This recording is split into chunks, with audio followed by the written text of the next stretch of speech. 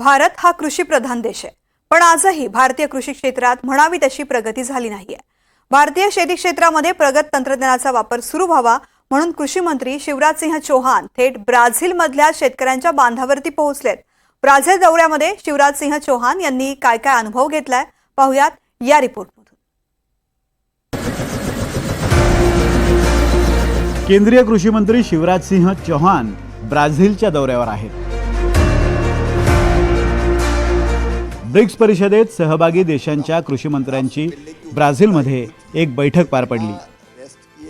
या बैठकीपूर्वी शिवराज सिंह चौहान यांनी ब्राझीलच्या प्रगत शेती तंत्रज्ञानाचा अभ्यास केला। ब्राझीलमधील शेतीचं प्रगत तंत्र पाहून कृषी मंत्री फारच प्रभावित झाले। सुरुवातीला कृषि मंत्र्यांनी टोमॅटोच्या शेतांची पाहणी केली। एग्रीकल्चर मिनिस्टर साहब के साथ यहाँ ब्राजील में टमाटर के फार्म हाउस में हूँ। यहाँ हजारों हेक्टर में खेती होती है और आज मैं आपके फॉर्म में खेती देखने आया हूँ। मैंने यहाँ देखा कॉर्न की खेती, आफ्टर टमाटर की खेती, और ये भी वैरायटीज अलग अलग है। एक वैरायटी में वायरस अटैक है, दूसरी वैरायटी सेफ है। मैकेनाइजेशन पूरी तरह से आपने किया हुआ है। और कॉर्न के बारे में मुझे बताया कि 22 टन पर हेक्टर यहाँ यील्ड है, जो वास्तव में बहुत अचरज में डालने वाली है। और सारा सिस्टम मैकेनाइज है। इरिगेशन का सिस्टम भी जिस ढंग से पानी देते हैं वो भी मैं देखने जा रहा हूँ, वो भी अद्भुत है। यहाँ आके मैं खेती देख रहा हूँ और यहाँ से सीख भी रहा हूँ। और भारत में हम कैसे मिलकर इस दिशा में खेती को ले जा सकते हैं उत्पादन बढ़ाने के लिए, उस दिशा में भी प्रयत्न करेंगे। Thank you so much sir. Thank you very much. यानंतर कृषी मंत्री मक्याच्या शेतात पोहोचले। इथं मक्याच्या छाटणीसाठी वापरल्या जाणाऱ्या यंत्रांची सुद्धा त्यांना माहिती देण्यात आली। 15 से लेके 20 हेक्टर तक मक्का हार्वेस्ट करती है। मतलब मक्के का जो पौधा होता है उसको निकाल के यहाँ अलग कर देते हैं, और जो भुट्टा होता है, भुट्टा यहाँ से बीच में से जाता है और सीधे टैंक में पहुंच जाता है। फिर हाथ से भुट्टे को तोड़ना नहीं पड़ता, मशीन से ही हार्वेस्ट करते हैं। समय भी बचता है और श्रम भी बचता है।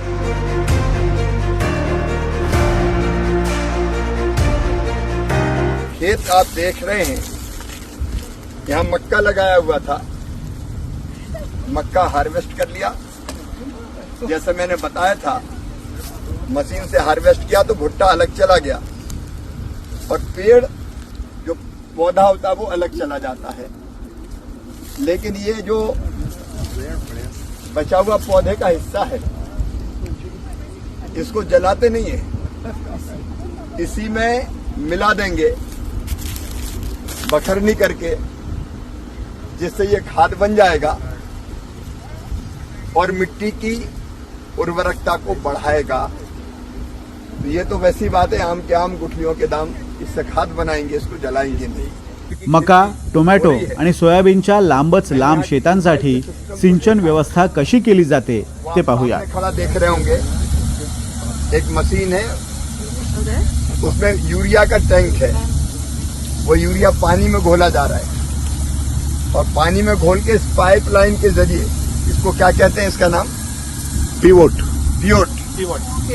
इसमें आप देखें कि स्प्रिंकलर लगे हुए हैं और इन स्प्रिंकलर से इस टमाटर में पानी दिया जा रहा है, जिसमें पहले से ही न्यूट्रिएंट मिले हुए हैं।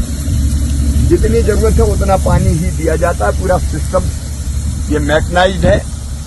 पास में पानी का टैंक बनाया है, उस पानी के टैंक से ये पानी लेके आते हैं। वर्षा में उसमें जल इकट्ठा होता है और उस पानी को यहाँ स्प्रिंकलर जैसी जो रचना ये बनी, इससे देते हैं ताकि कम पानी में ज्यादा सिंचाई हो सके और पूरा कंट्रोल्ड सिस्टम है, जितना न्यूट्रिएंट चाहिए पौधे को और जितना पानी चाहिए।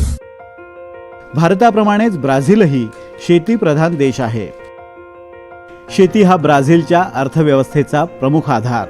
ब्राझील जगातील दुसरा सर्वात मोठा धान्य निर्यात करणारा देश आहे, ज्याचा आंतरराष्ट्रीय बाजारातील हिस्सा आहे 19%. कॉफी आणि सोयाबीन निर्मितीत जगातील अग्रेसर देशांपैकी एक देश म्हणजे ब्राझील. सध्या भारत आणि ब्राझीलमध्ये $3 अब्ज चा व्यापार होतोय. ब्राझीलकडून भारतात सोयाबीन, साखर, मांस आणि भाज्यांची निर्यात केली जाते. 50 वर्षांपूर्वी ब्राझीलमध्ये 30% धान्याची आयात केली जात होती. पण आज तोच देश तब्बल $500 अब्ज धान्य अमेरिकेला पुरवतोय. ब्राझीलनं शेतीच्या क्षेत्रात क्रांती घडवली आहे आणि ब्राझीलचा हाच अनुभव भारतातील शेतकऱ्यांपर्यंत पोहोचावा म्हणून कृषी मंत्री प्रयत्नशील आहेत.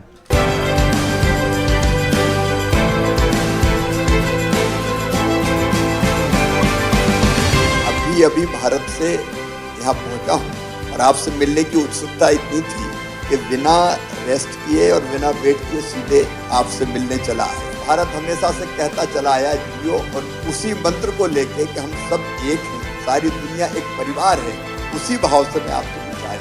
और हम भारत में कहते हैं कि खेती भारत की अर्थव्यवस्था की रीढ़ है और किसान उसकी आत्मा. और एग्रीकल्चर मिनिस्टर के नाते किसान की सेवा. Bureau report, NDTV Marathi. हम सीखना चाहते हैं क्योंकि यहाँ सोयाबीन का उत्पादन काफी ज्यादा है. मैकेनाइजेशन के क्षेत्र में ब्राजील ने काफी काम किया है. आपके यहाँ बड़े फॉर्म है, लेकिन हमारे यहाँ भी मेहनती किसान हैं. जो आपने अच्छा किया है उससे हम सीखें, जो भारत में अच्छा हो रहा है उसको आप देखें और मिलकर हम एक साथ आगे बढ़ें. अगली बार फिर मिलेंगे, लेकिन भारत